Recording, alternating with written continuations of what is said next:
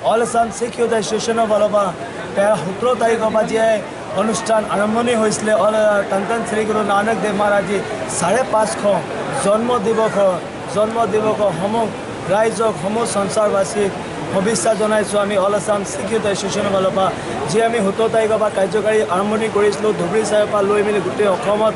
Assam north ইষ্টৰ ফালৰ পৰা প্ৰচেশ্যন ওলাই মেলি নগাঁও 23 তাৰিখে পাইছিলোঁ সেই 23 তাৰিখে অনুষ্ঠান মহান কীৰ্তন সমাগম নগাঁও দিকে হৈছিলে অল আছাম শিখ ইউথ এছ'চিয়েশ্যনৰ ফালৰ পৰা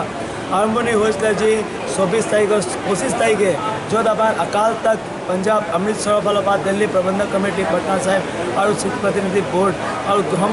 राइज ईस्टार्न बोर्ड और जिमान आम सिख यूथ एसोसिएशन यूनिट आसे गोटे नॉर्थ ईस्ट जोनल यूनिट सब